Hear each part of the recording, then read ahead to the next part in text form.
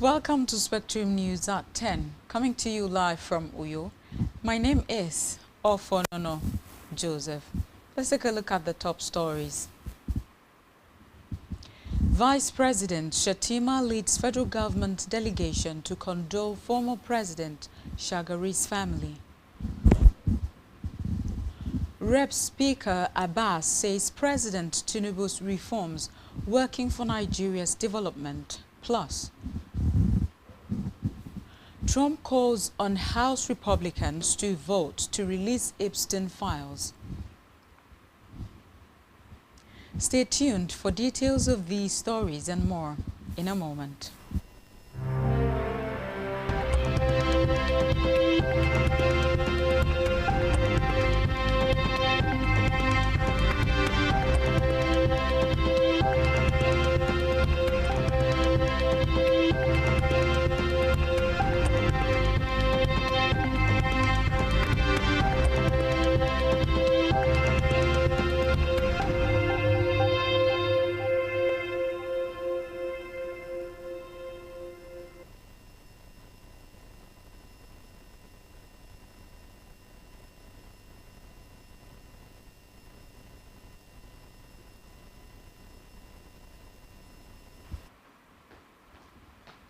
Good morning. Glad to have you join us on the news at this hour. First in the news this morning is that Vice President Kashim Shettima has led a federal government delegation to the Shagari family residence in Sokoto. Shettima described the late Sutura Shegu Shagari, the last surviving wife of former President Shegu Shagari, as a woman whose life embodied selflessness, compassion, and service to humanity. Speaking during the condolence visit, the Vice President said he was in Sokoto on the stead of President Bola Tinubu to commiserate with the government and people of the state, the Sultanate, and the Shagari family.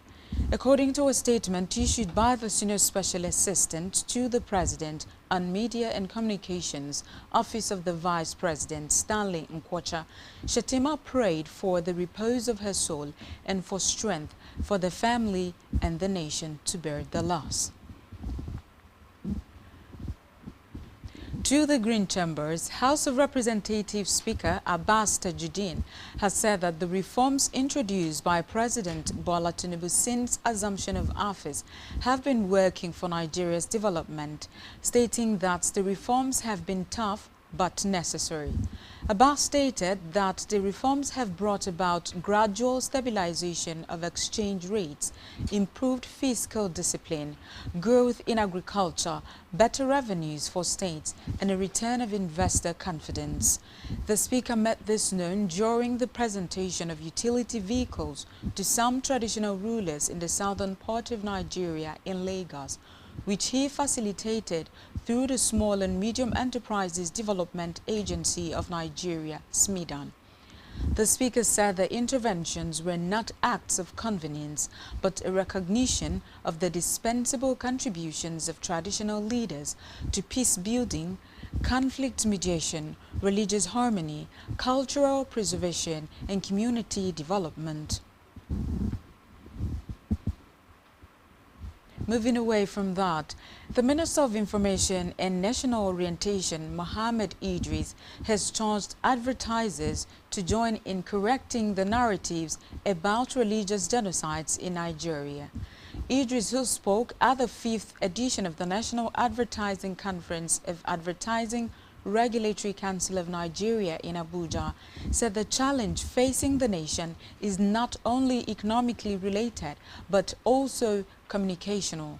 While admitting the fact that the country has security challenges, the minister, however, said that the present administration under President Bola Tinubu is fully committed to ending the scourge. He noted that the government has made huge investments to strengthen the security architecture. From the judiciary now, the Federal High Court FHC will on December 19 commence its Christmas vacation. The FHC's Director of Information, Dr. Sittings, would resume in all judicial divisions on January 7, 2026. According to her, only matters pertaining to the enforcement of fundamental rights, the arrest or release of vessels, and issues of urgent national importance shall be entertained by the vacation judges.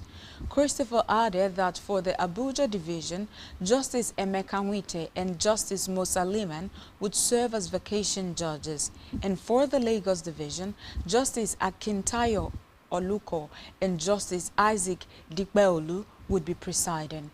She said at the Port Harcourt division, Justice P.M. Ayua and Justice A.T. Muhammad would be sitting, and at the Enugu Judicial Division, Justice Folashade Giwa Ogumbanjo would be the vacation judge.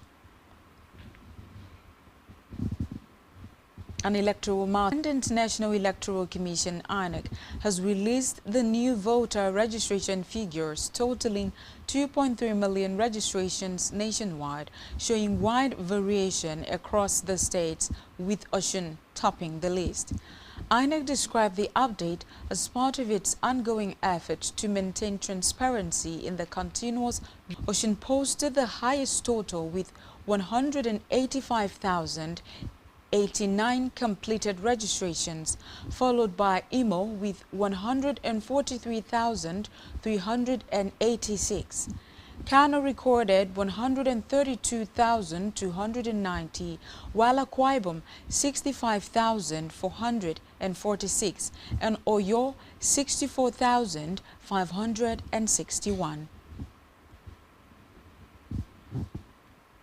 In a separate development, the National Drug Law Enforcement Agency (NDLEA) has announced that students seeking admission into tertiary institutions across the country will undergo mandatory drug screening as part of intensified efforts to tackle rising substance abuse among young people. NDLEA Chairman Brigadier General Buba Marwa disclosed this at the agency's headquarters in Abuja following his reappointment for a second 5-year term. He explained that the new policy is designed to identify drug use early and prevent young Nigerians from slipping into addiction. According to him, the Ministry of Education has approved the NDLEA's proposal. He noted that the initiative forms part of a broader preventive framework aimed at discouraging drug abuse while promoting legal and productive alternatives for youths.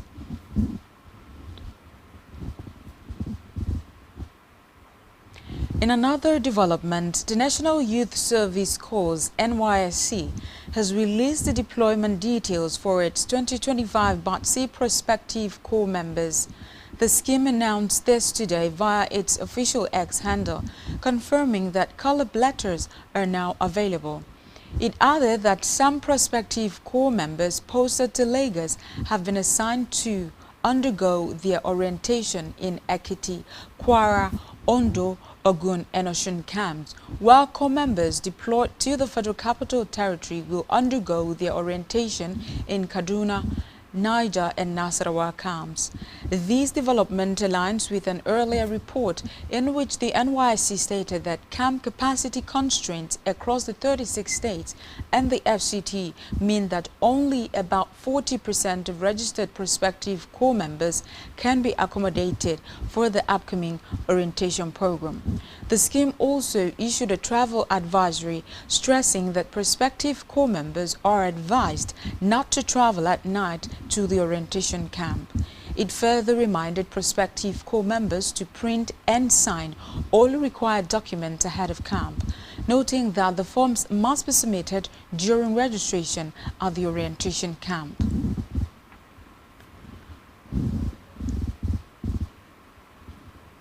We move now to Africa, where a bridge collapsed at a cobalt mine in the Southeast Democratic Republic of Congo, reportedly killing at least 32 wildcat miners. According to reports, the bridge came down onto a flooded zone at the mine in Lualaba province. Meanwhile, the provincial interior minister, Roy Kaumba Bayonde, told newsmen that 32 bodies had been recovered and more were being searched for. He further alleged that despite a formal ban on access to the site because of heavy rain and the risk of a landslide, wildcat miners forced their way into the quarry, resulting in the collapse. Still in Africa, the UN Human Rights Council has ordered investigators to probe alleged atrocities in Sudan's El Fasher and to seek to identify perpetrators so they can be brought to justice. The decision came at the end of a special session called to address the situation in El Fasher amid mounting warnings of crimes against humanity and the risk of genocide. Meanwhile, the Deputy Executive Director of the World Food Programme, WFP, Karl Skau, expressed outrage over the terrible atrocities that recently took place in the city of El Fasher in Sudan's Darfur region. Skau said the incident should have been prevented, adding that the international community need to step up efforts to prevent these catastrophes from happening elsewhere.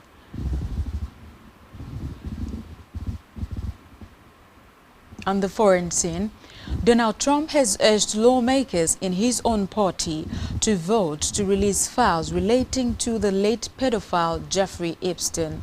The U.S. president noted that House Republicans should do so because the party has nothing to hide. The reversal of his position follows a slow drip feed of documents concerning the financier by House Democrats, some of which reference Trump, who has always denied any link to Epstein's sex abuse and trafficking. But details of his and other prominent figures' past relationship with Epstein have fueled speculation and led to a public spat with one of Trump's supporters. Still on the foreign scene, U.S. State Department has said that Cartel de los Soles, a group the U.S. alleges is led by Venezuelan President Nicolas Maduro, will be designated a terrorist organization. U.S. Secretary of State Marco Rubio issued a statement announcing that the U.S. intends to consider the group a foreign terrorist organization, FTO, from November 24. This means that Maduro will effectively be designated a terrorist as well because the U.S. alleges he heads the Cartel de los Soles, an accusation Maduro strongly denies. Reports say this is Trump administration's latest efforts to reduce drug trafficking and put pressure on Maduro as the U.S. considers whether to take military action inside the country. Still to come in the news. Nigeria to miss 2026 World Cup after defeat to DR Congo. Stay tuned for details of these stories and more after this timeout.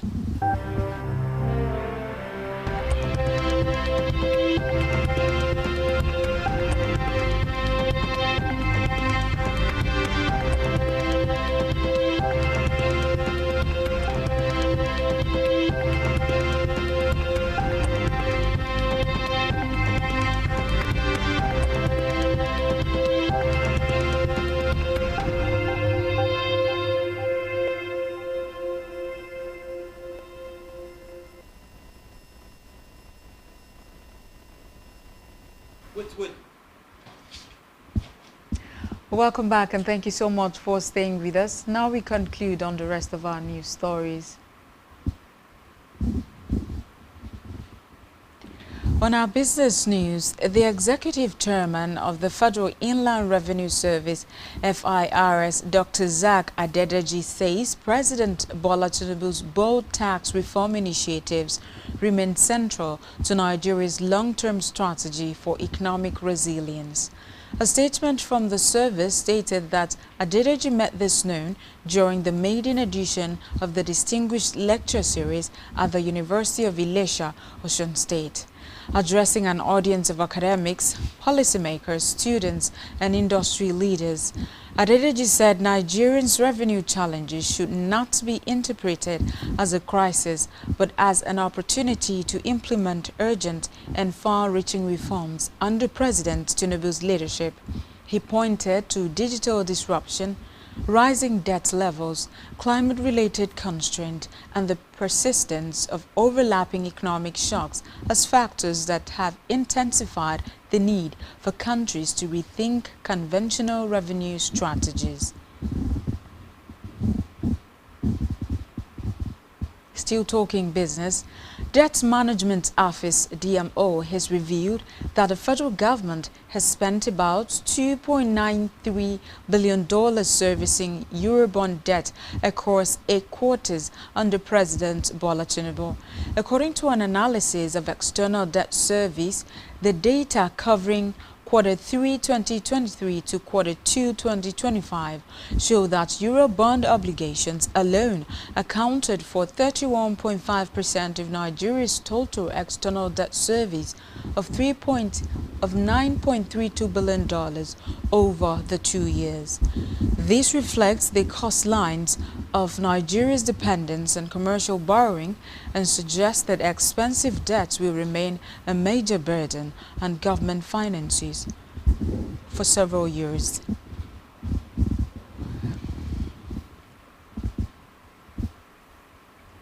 In health, operatives of the National Drug Law Enforcement Agency and the NDLEA have intercepted 396,000 capsules of tramadol at the Aliyu Mustafa International Airport, Yola.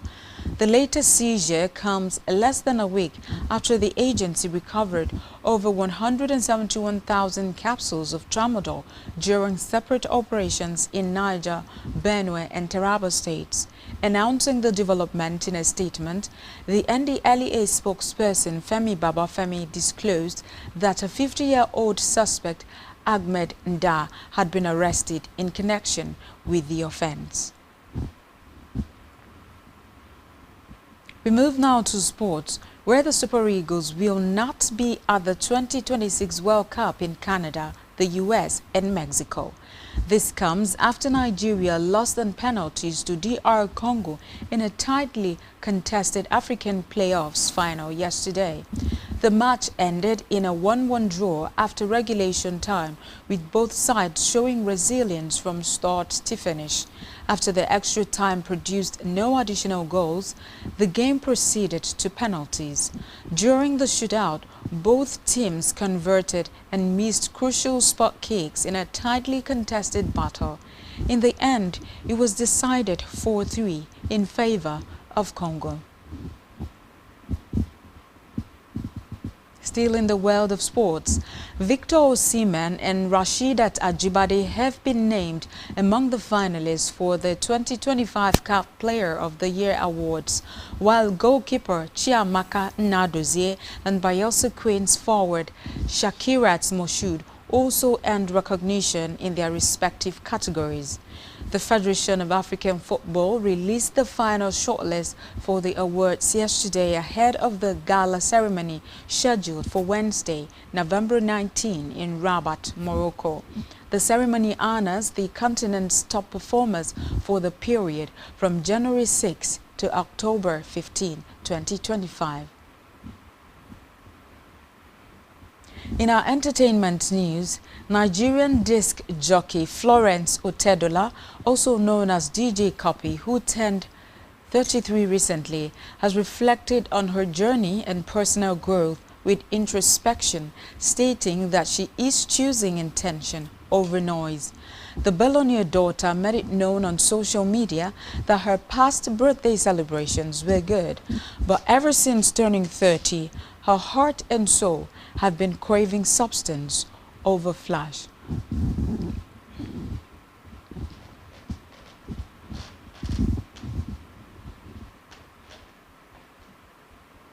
And that's all we have for you at this time. Do ensure to follow us on all our social media handles and subscribe to our YouTube channel, all of which you can find on our website, spectrumtvlive.ng. You have been watching Spectrum News at 10. My name is Ofonono Joseph. Good morning.